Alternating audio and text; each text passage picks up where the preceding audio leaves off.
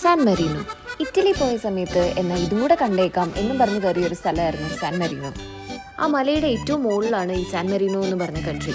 World smallest കൺട്രീസിൽ ഒരെണ്ണമാണ് ഈ San Merino. ആ gate കടന്നു കഴിഞ്ഞാൽ രണ്ട് സൈഡിലും പിന്നെ കടകളാണ്.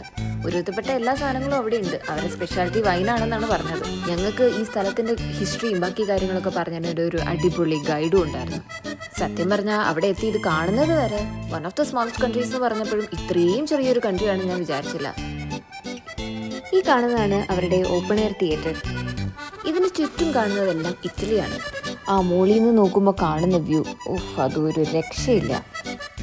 ഈ കാണുന്നതാണ് അവിടുത്തെ ഗവൺമെന്റ് ഒഫീഷ്യൽസിന്റെ ഒക്കെ ഓഫീസ്, അതായത് അവിടുത്തെ പാർലമെന്റ്. അവിടുത്തെ പ്രസിഡന്റ് ഇലക്ഷന്റെ കാര്യം കിട്ടപ്പോഴാണ് ഞാൻ ഏറ്റവും കൂടുതൽ സർപ്രൈസ് ആയത്. അതായത് 2 പേരുണ്ടാവുകയും ചെയ്യും. 6 മാസത്തേക്കായിരിക്കും അവരുടെ ടേം. അവിടുത്തെ പോപ്പുലേഷനും അത്യാവശ്യം കുറവായതുകൊണ്ട് ഓൾമോസ്റ്റ് എല്ലാവർക്കും ആ ഒരു ചാൻസ് കിട്ടേണ്ടതാണ്. ഞങ്ങൾ പോയത് ഒരു നവംബർ സമയമായതുകൊണ്ട് ക്രിസ്മസിന് വേണ്ടിയിട്ടുള്ള ഒരുക്കങ്ങളൊക്കെ അത്യാവശ്യം അവിടെ തുടങ്ങിയിട്ടുണ്ടായിരുന്നു. അങ്ങനെ അവർ ക്രിസ്മസിന് വേണ്ടി ഒരുക്കി വെച്ച് ഒരുവിധപ്പെട്ട എല്ലാ സാധനത്തിന്റെയും അടുത്ത് നിന്ന് കുറെ ഫോട്ടോസും എടുത്ത് അവരുടെ എംബസി കയറി ഒരു സ്റ്റാമ്പും വാങ്ങി ഞങ്ങൾ അവിടെ തിരിച്ചു.